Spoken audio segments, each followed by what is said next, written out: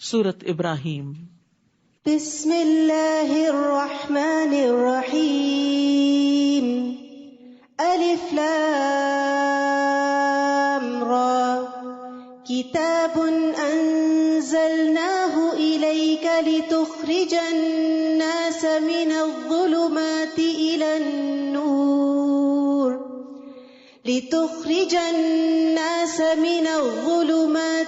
النور بإذن ربهم إلى صراط العزيز الحميد۔ شروع کرتی ہوں اللہ کے نام سے جو بے انتہا مہربان نہایت رحم فرمانے والا ہے۔ الف لام را، کتاب انزلناہ الیک لتخرج الناس من الظلمات الى النور بإذن ربهم الى صراط العزیز الحمید۔ الف لام را، یہ کتاب ہم نے آپ کی طرف اس لیے اتاری ہے کہ آپ لوگوں کو اندھیروں سے نکال کر روشنی کی طرف لائیں۔ یہ جہالت کے اندھیرے، کفر کے اندھیرے، غموں کے اندھیرے، پریشانیوں کے اندھیرے، مایوسی کے اندھیرے، کتاب ان سارے اندھیروں سے انسان کو نکالتی ہے، اور یہ اس کتاب کے آنے کا مقصد ہے، یعنی ان کے رب کے حکم سے لوگوں کو اس راہ کی طرف لائیں جو غالب اور قابل حمد اللہ تعالیٰ کی راہ ہے، یعنی صراط مستقیم کی طرف لائیں۔ اللہ جو آسمانوں اور زمین کی تمام موجودات کا مالک ہے، یعنی کون ہے اللہ جس کی طرف لائیں؟ جو ہر چیز کا مالک ہے، اور کافروں کے لیے سخت عذاب کی وجہ سے تباہی ہے، جو آخرت کے مقابلے میں دنیا کی زندگی کو پسند کرتے ہیں، یعنی جب دو آمنے سامنے ہو تو دنیا چن لیتے ہیں اور اللہ کی راہ سے روکتے ہیں، اور اس میں اپنی خواہشوں کے مطابق ٹیڑھ پیدا کرنا چاہتے ہیں۔ یہی لوگ گمراہی میں دور تک نکل گئے ہیں۔ تو یہاں یستحبون کا لفظ استعمال ہوا ہے جس کا معنی ہوتا ہے دنیا کو ناجائز طریقے سے طلب کرنا۔ تو جو شخص بھی آخرت کی نعمتوں کے مقابلے میں دنیا اور اس کی زینت کو ترجیح دیتا ہے، دنیا کی نعمتوں میں زندہ رہنا چاہتا ہے، اس کو پسند کرتا ہے، اور اس کے ساتھ ساتھ اللہ کی طرف جانے سے لوگوں کو روکتا ہے، کیونکہ جو خود دنیا سے محبت رکھتے ہیں، جن کا مقصد دنیا ہی دنیا ہوتا ہے، وہ اگر کسی کو دیکھیں کہ وہ دنیا سے ذرا کنارہ کشی کر کے اللہ کی طرف جا رہا ہے تو اس کے بھی پیچھے پڑ جاتے ہیں اور اس کو بھی روکتے ہیں۔ وما ارسلنا من رسول الا بلسان قومه، اور ہم نے جو بھی رسول بھیجا اس نے اپنی قوم کی زبان میں ہی پیغام دیا، تاکہ لینگویج بیریئر نہ ہو، تاکہ وہ ان کے لیے ہر بات واضح طور پر بیان کر سکے، میسج تھرو ہو جائے۔ پھر اللہ جسے چاہتا ہے گمراہ کرتا ہے اور جسے چاہتا ہے ہدایت دیتا ہے، اور وہ ہر چیز پر غالب اور حکمت والا ہے۔ اور ہم نے موسیٰ کو اپنے معجزے دے کر بھیجا اور حکم دیا کہ اپنی قوم کو اندھیروں سے نکال کر روشنی میں لاؤ، اور انہیں اللہ تعالیٰ کے ایام، واقعات عذاب الہی سے عبرت دلاؤ۔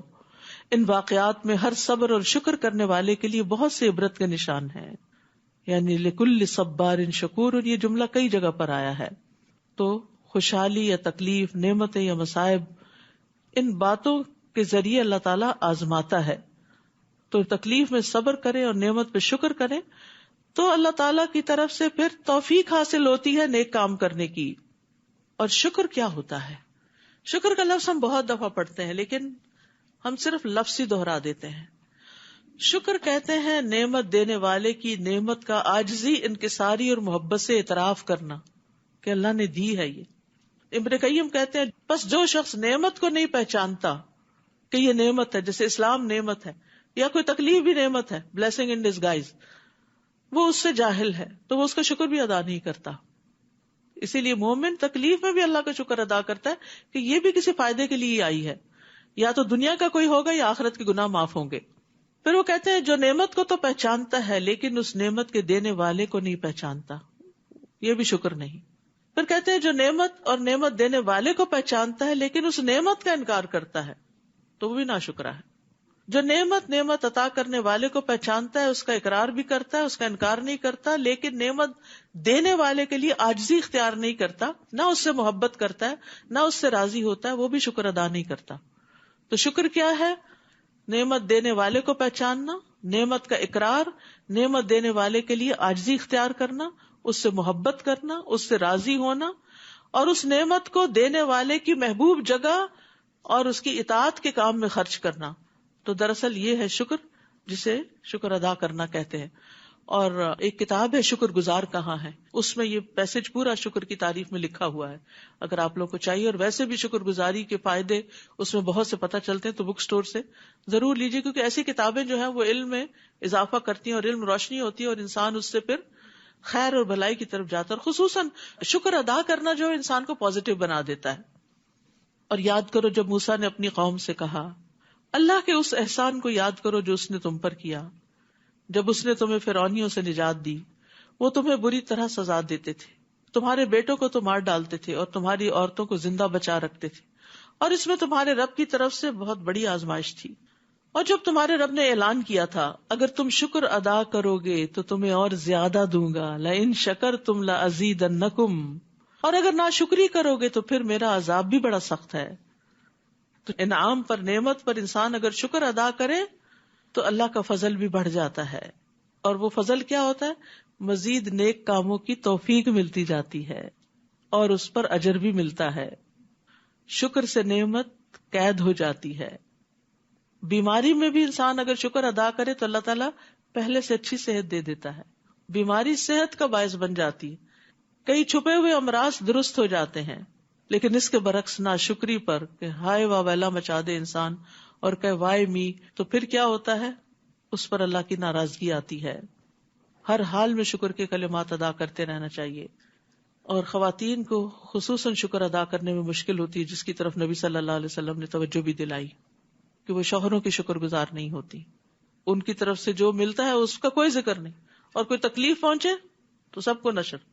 اور موسیٰ نے تم سے کہا اگر تم اور جو بھی روئے زمین پر موجود ہیں سب کے سب کفر کرو گے تو بھی اللہ تم سب سے بے نیاز ہے، کیونکہ وہ خود اپنی ذات میں محمود ہے.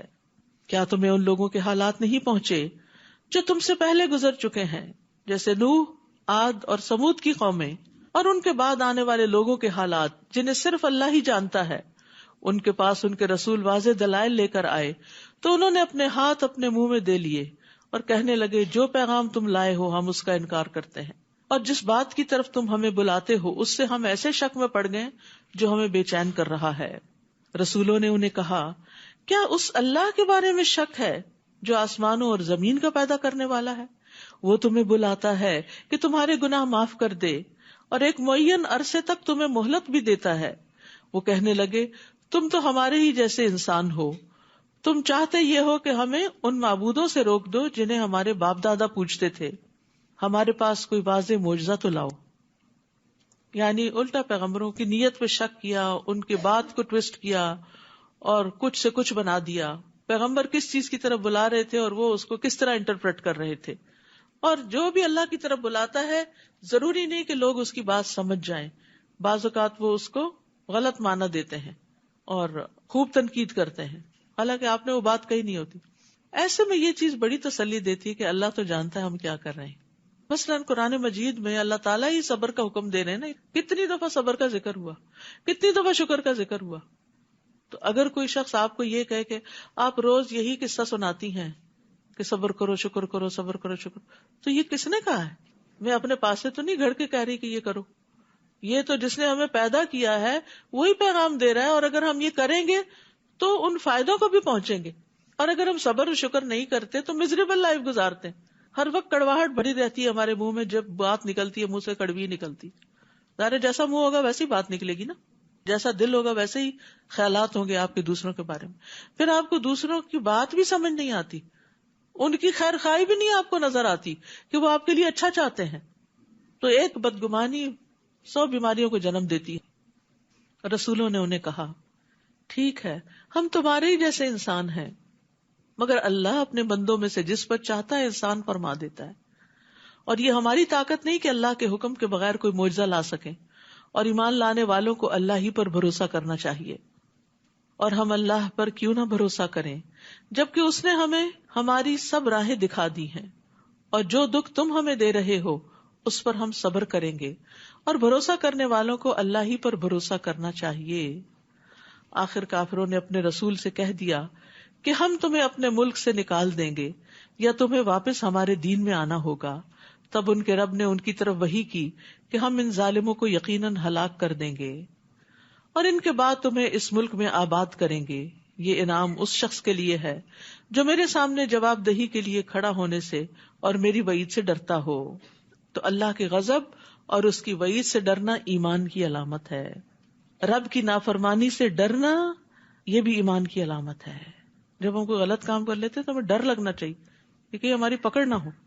بعض اوقات انسان گناہ کی وجہ سے اپنے رزق سے محروم کر دیا جاتا, اور وہ رزق صرف مال و دولت نہیں ہوتا, کسی نیک کام کی توفیق اور اس کو اچھی طرح کرنے کی توفیق بھی ہو سکتی ہے. اور رب سے ڈرنے والے کے لیے جنت کا وعدہ ہے. وَلِمَنْ خَافَ مَقَامَ رَبِّهِ جَنَّتَانِ, کیونکہ یہ خوف انسان کو بری بات زبان سے نکالنے سے روکتا ہے, بیڈ بیہیویئر سے روکتا ہے, مخلص انسان بناتا ہے, اچھی عبادات کرواتا ہے کہ وہ سمجھتے میں اپنے رب کے سامنے کھڑا ہوں.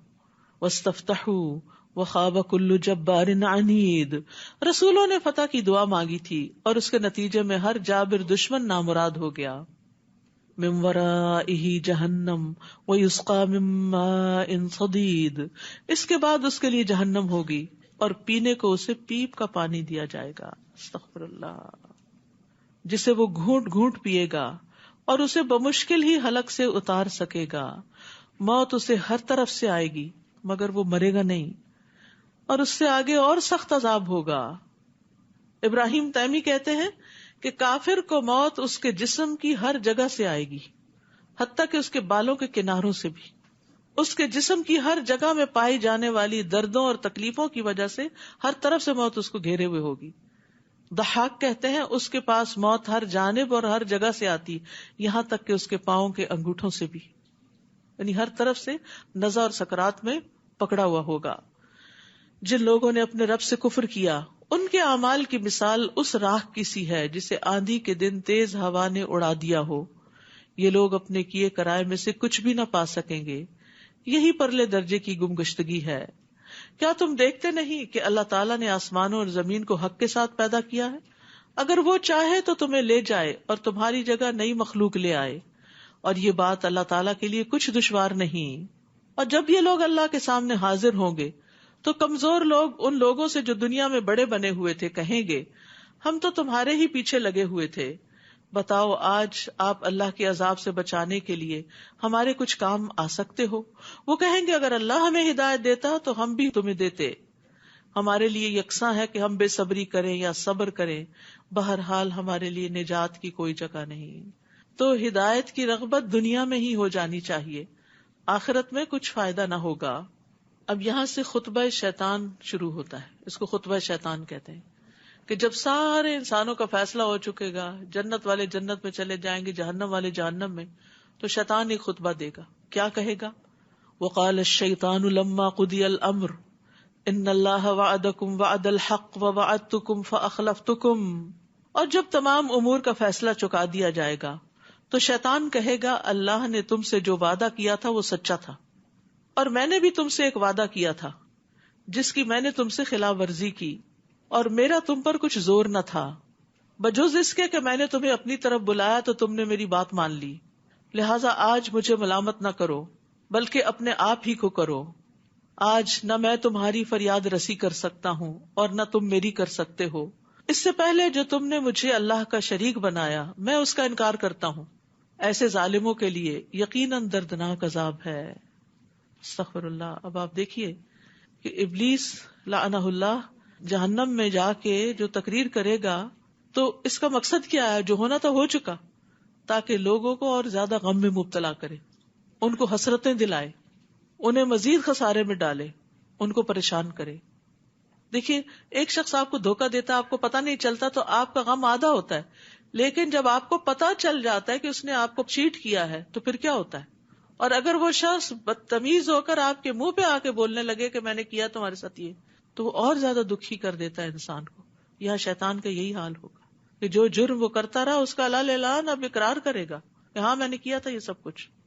تو یہ مجرم, یہ دشمن دنیا میں بھی دشمنی کر رہا ہے. ہر وہ راستہ جو اللہ کے راستے سے دور کرے وہ شیطان کا راستہ ہے.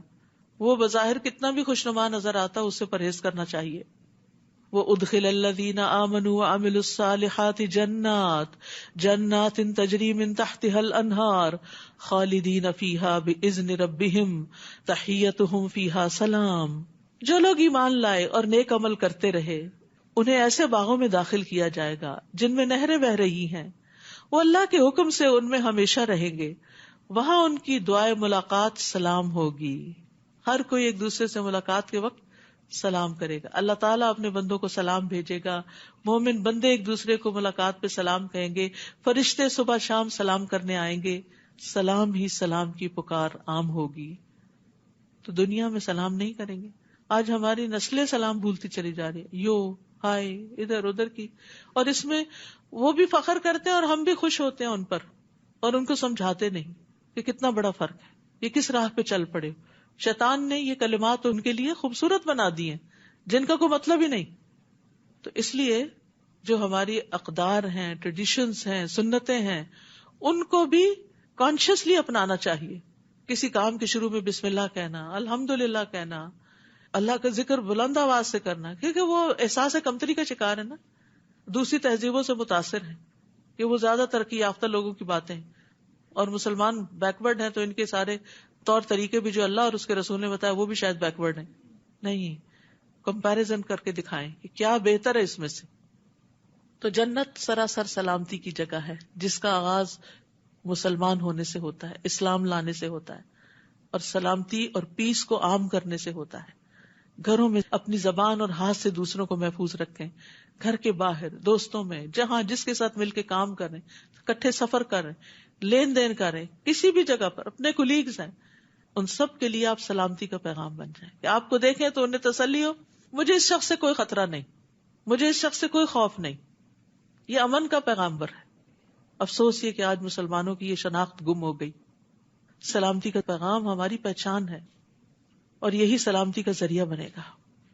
پھر فرمایا الم تر کیف ضرب اللہ مثلا کلمۃ طیبۃ کشجرۃ طیبۃ اصلها ثابت وفرعها فی السماء.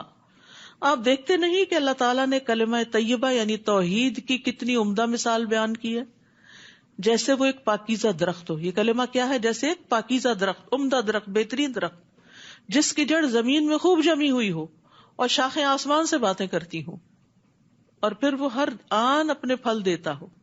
یہ کون سا درخت ہے؟ حدیث سے پتہ چلتا ہے کہ یہ کھجور کا درخت ہے. نبی صلی اللہ علیہ وسلم کے پاس کھجور کے درخت کا خوشہ لایا گیا تو آپ نے یہ آیت پڑھی, فرمایا کہ یہ مومن کی مثال ہے. تو درخت سے تشبیہ کیوں دی گئی؟ اس لیے کہ درخت اس وقت تک درخت نہیں بنتا جب تک اس میں تین چیزیں نہ پائی جائیں: مضبوط جڑ, سیدھا کھڑا ہونے والا تنا, اور بلند شاخیں. اگر ان میں سے کوئی ایک چیز بھی نہیں تو وہ کھڑا ہی نہیں رہ سکتا. اسی طرح ایمان بھی تین چیزوں کے بغیر مکمل نہیں ہوتا. دل کی تصدیق کہ جڑیں دل میں جمی ہوئی ہیں, پکا یقین ہے کہ اللہ ایک ہے, رسول برحق ہیں, آخرت برحق ہے, مختلف جڑیں ہیں ادھر ادھر پھیلی ہوئی ہیں, اور دل کو انہوں نے پوری طرح اپنے کنٹرول میں لیا ہوا ہے. دل کہیں ادھر ادھر مائلی نہیں ہوتا. تو زبان سے اقرار, اس کا اظہار, اور جسم سے عمل. تو ایمان کے تین حصے ہیں: تصدیق, اقرار اور عمل. دل سے تصدیق, زبان سے اقرار, اور جسم سے, اعضاء سے, جوارح سے عمل. تؤتی اکلہا کل حین باذن ربہا, وہ اپنے رب کے حکم سے ہر آن پھل دے رہا ہے. Ever green. جس انسان کے دل میں ایمان جاگزیں ہو جاتا ہے, جس کی زبان مستقیم ہو جاتی ہے, جس کا عمل خوبصورت ہو جاتا ہے, وہ ہر وقت لوگوں کو فائدہ پہنچا رہا ہوتا ہے. ہر وقت آپ اس سے ملاقات کریں, آپ اس سے بات کریں, آپ اس سے کوئی سوال کریں, آپ اس سے کسی طرح کی کوئی مدد چاہیں, تو وہ آپ کو لیٹ ڈاؤن نہیں کرے گا. وہ اگر آپ کے کام آ گیا تو ٹھیک, نہ آ سکا تو کسی اور سے کہہ کے آپ کا کام کروا دے گا. اس کے اندر خیر ہی خیر ہوتی. وہ سوچتا بھی اچھا ہے دوسروں کے لیے, بولتا بھی اچھا ہے, چاہے سامنے ہو چاہے پیچھے ہو, اور اچھے کام بھی کرتا ہے. اور کل سے جو بات بڑی میرے دل پہ لگی وہ یہ تھی کہ خوبصورت عمل, خوشبودار اور اچھے انسان کی شکل میں انسان کے ساتھ ہوگا, قبر میں بھی اور حشر میں بھی. تو قبر میں تنہائی ہے, وحشت ہے, اس سے بڑا ڈر لگتا ہے نا کہ پتہ نہیں کیسی جگہ ہوگی. تو اس سے عمل کرنے کا شوق بڑھتا ہے کہ اچھا یہ عمل بڑھتا جائے گا, جتنا زیادہ عمل کریں گے اتنا ہی وہ خوبصورت ہوگا اور اتنا ہی وہ زیادہ بڑا ہوگا. تو انسان کا سارا غم چلا جائے گا. تو ہمیں سوچنا چاہیے کہ کیا ہم وہ درخت ہیں کہ جو ہر وقت پھل دے رہا ہے, یعنی اور نہیں کسی کو دیکھیں تو اسمائل ہی کر لیں, یہ بھی پھل دینا ہے. Ever green. باقی آپ دیکھیں سارے درخت خزاں میں جڑ جاتے ہیں اور دیکھیں تو دل گھبراتا ہے ان کو کہ یہ کیا ہوا, سب کچھ لٹ گیا, لٹے پٹے ہوتے ہیں. لیکن کھجور کا درخت کسی موسم میں نہیں لٹتا, وہ گرین ہی رہتا ہے. اور پھر یہ تو مومن کی مثال ہے. اچھا ہمارا حال یہ ہوتا ہے جب اچھے دن ہو نا تو ہم خوش اخلاق ہوتے ہیں, اور ذرا تھکے ہوئے ہو, ذرا بیمار ہو, یا کوئی ہمیں پریشان کر دے, پھر دیکھیں ہم کیا ہوتے ہیں, پھر ہمارے پھلوں کا سیزن ختم ہو جاتا ہے. کبھی دن کو اچھے ہوتے ہیں, رات کو اچھے نہیں ہوتے, کبھی رات کو اچھے ہوتے ہیں اور دن کو اچھے نہیں ہوتے. تو اب آ رہی ہیں دن کی عبادتیں بھی اور رات کی عبادتیں بھی, اللہ ہمیں توفیق دے دے اور قبول کر لے. تو مومن کے نیک اعمال رات اور دن ہر موقع پر ہر وقت اس کو بلند کرتے رہتے ہیں. اور گندے کلمے شرک کی مثال ایک خراب درخت کی طرح ہے جسے زمین کی سطح سے ہی اکھاڑ پھینکا جائے اور اسے کچھ استحکام نہ ہو. جو جڑی بوٹیاں سی ہوتی ہیں جو زمین میں پھیلی ہوتی ہیں کانٹوں والی, جو بھی گزرے اس کو پکڑ لیتی. جو لوگ ایمان لائے اللہ انہیں اس قول ثابت کلمہ طیبہ سے دنیا کی زندگی میں بھی ثابت قدم رکھتا ہے. دنیا میں ان کو استقامت نصیب ہوتی ہے, اچھے کام کرتے رہتے ہیں, اور آخرت میں بھی رکھے گا. اور جو ظالم ہے اللہ انہیں بھٹکا دیتا ہے, اور اللہ وہی کرتا ہے جو چاہتا ہے. نبی صلی اللہ علیہ وسلم نے فرمایا, مومن جب اپنی قبر میں بٹھایا جاتا ہے تو اس کے پاس فرشتے آتے ہیں, پھر وہ شہادت دیتا ہے کہ اللہ کے سوا کوئی معبود نہیں, اور بے شک محمد صلی اللہ علیہ وسلم اللہ کے رسول ہیں. تو یہ اللہ کے اس فرمان کی تعبیر ہے, یثبت اللہ الذین آمنوا بالقول الثابت فی الحیات الدنیا وفی الآخرہ, اور آخرت کی پہلی منزل قبر ہے. لیکن جو ظالم ہیں ان کو اللہ تعالی حق بات سے محروم رکھے گا. وَيُضِلُّ اللَّهُ الظَّالِمِينَ وَيَفْعَلُ اللَّهُ مَا يَشَاءُ, اور اللہ جو چاہتا ہے کرتا ہے. یعنی ظالموں کو ان کی قبروں میں یہ کلمہ نصیب نہیں ہوگا, وہ صحیح جواب نہیں دے سکیں گے. حدیث میں آتا ہے, طویل حدیث کا حصہ ہے, وہ آپ نے موت کا ذکر کیا اور فرمایا کافر کی روح اس کے جسم میں لوٹائی جاتی ہے, دو فرشتے اس کے پاس آتے ہیں, اسے اٹھا بٹھاتے ہیں, اس سے پوچھتے ہیں تیرا رب کون ہے؟ وہ کہتا ہے ہاں لا ادری, مجھے نہیں پتا. پھر اس سے پوچھتے ہیں وہ کون ہے جو تمہیں مبعوث کیا گیا؟ وہ کہتا ہے ہاں مجھے نہیں پتا. تو منادی کرنے والا آسمان سے ندا دیتا ہے, پھر دین کے بارے میں پوچھتے تو یہی جواب دیتا ہے. تو وہ آسمان سے ندا دیتا ہے کہ اس نے جھوٹ کہا, اس کے لیے آگ کا بستر بچھا دو, اسے آگ کا لباس پہنا دو اور دوزخ کی طرف دروازہ کھول دو. پھر فرمایا جہنم کی طرف سے اسے تپش اور سخت گرم ہوا آنے لگتی ہے, قبر کو تنگ کر دیا جاتا ہے یہاں تک کہ پسلیاں ایک دوسرے کے اندر گھس جاتی ہیں. پھر اس پر اندھا گنگا فرشتہ مقرر کر دیا جاتا ہے جس کے پاس لوہے کا ایسا بھاری گرز ہوتا ہے کہ اسے پہاڑ پہ مارا جائے تو پہاڑ مٹی مٹی ہو جائے. پھر وہ اس کے ساتھ ایسی چوٹ مارتا ہے جس کی آواز جنوں اور انسانوں کے علاوہ مشرق و مغرب کے درمیان کی ساری مخلوق سنتی. پھر وہ مٹی مٹی ہو جاتا ہے, ریزہ ریزہ ہو جاتا ہے. آپ نے فرمایا پھر روح لوٹائی جاتی ہے, پھر یہ پروسیس شروع ہوتا ہے. اللہ تعالیٰ ہم سب کو اس سے محفوظ رکھے. اور منافق کے ساتھ بھی یہی ہوتا ہے. کیا آپ نے ان لوگوں کی حالت پر غور نہیں کیا جنہوں نے اللہ کی نعمت یعنی ایمان کو کفر سے بدل ڈالا اور اپنی قوم کو ہلاکت کے گھر جا اتارا, جو جہنم ہے جس میں وہ داخل ہوں گے, اور وہ بہت بری قیام گاہ ہے. ان لوگوں نے اللہ کے کئی ہمسر بنا ڈالے تاکہ لوگوں کو اس کی راہ سے بھٹکا دیں. آپ ان سے کہیے مزے اڑا لو, آخر تمہیں دوزخ کی طرف ہی لوٹنا ہے. قل لعبادی الذین آمنوا یقیموا الصلاة وینفقوا مما رزقناہم سرا وعلانیہ من قبل ان یأتی یوم لا بیع فیہ ولا خلال.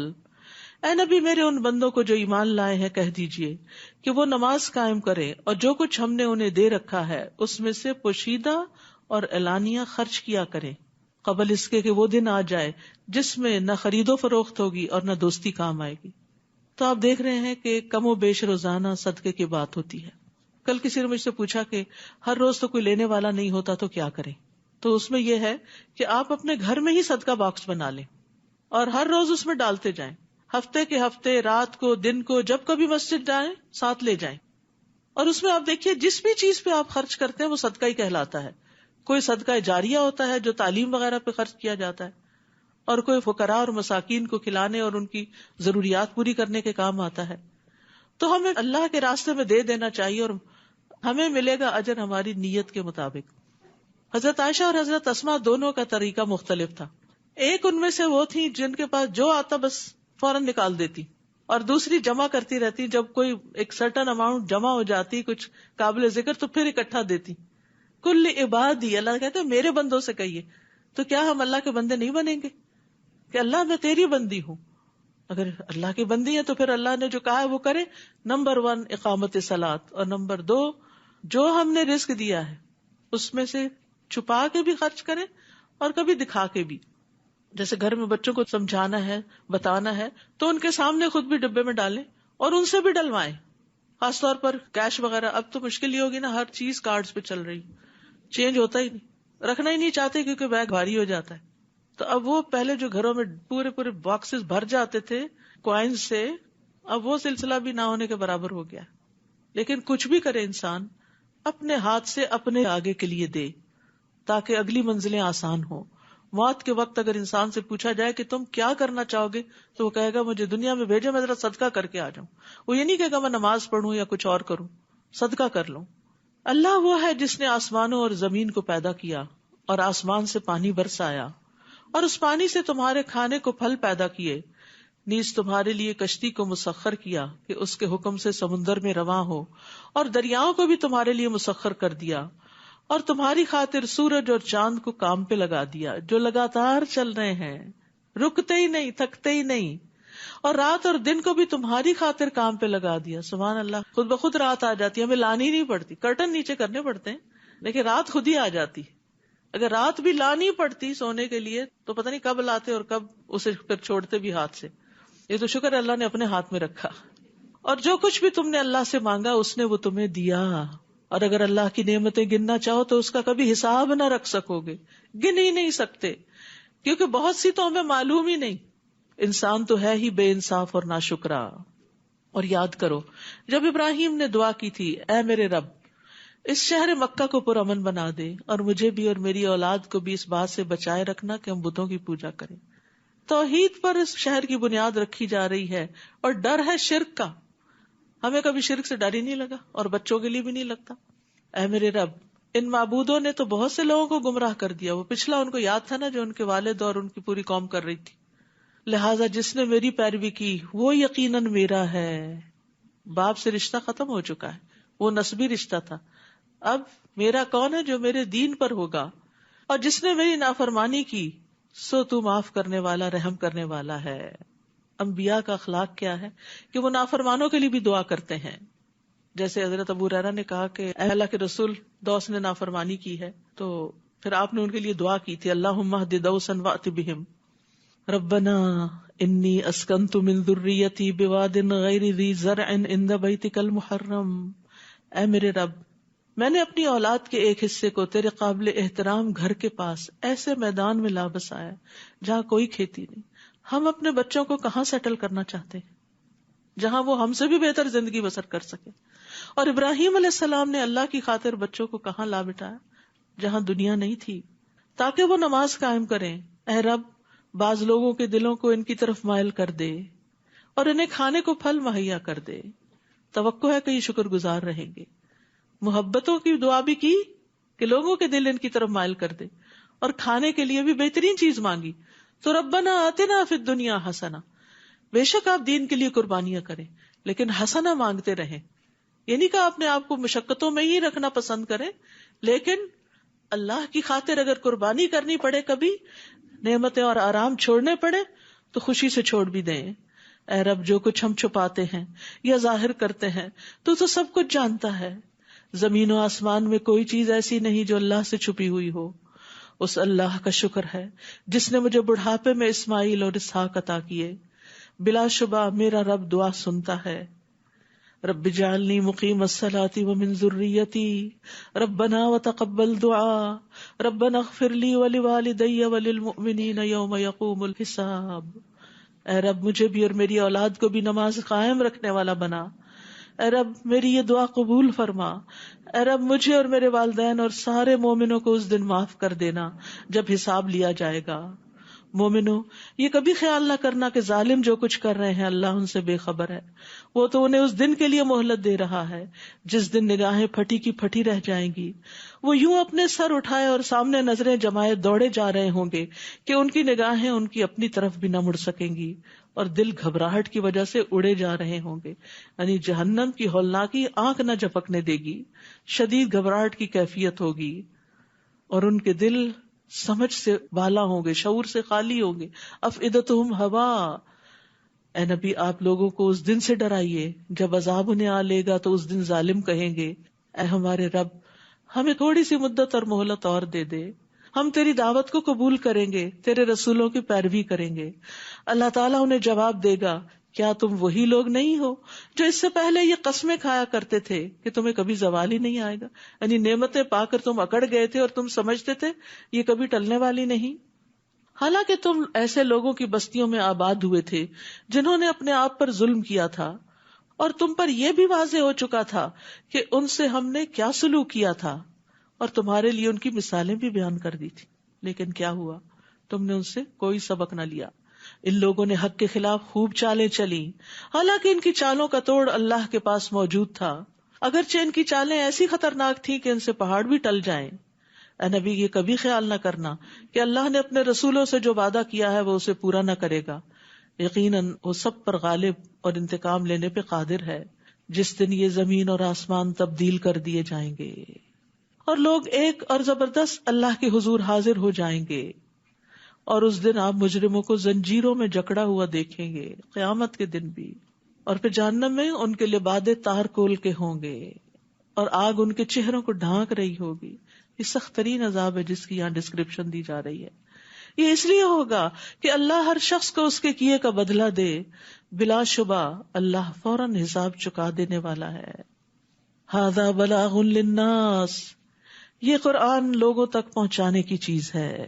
بلاغ، تبلیغ، ابلاغ، تاکہ اس کے ذریعے انہیں ڈرایا جائے، تاکہ لوگوں کو خبردار کیا جائے کہ آئندہ بڑا سخت دن آنے والا ہے، اور اس لیے بھی کہ وہ جان لیں کہ اللہ صرف وہ ایک ہی ہے، اور اس لیے بھی کہ دانش مند لوگ اس سے سبق حاصل کریں.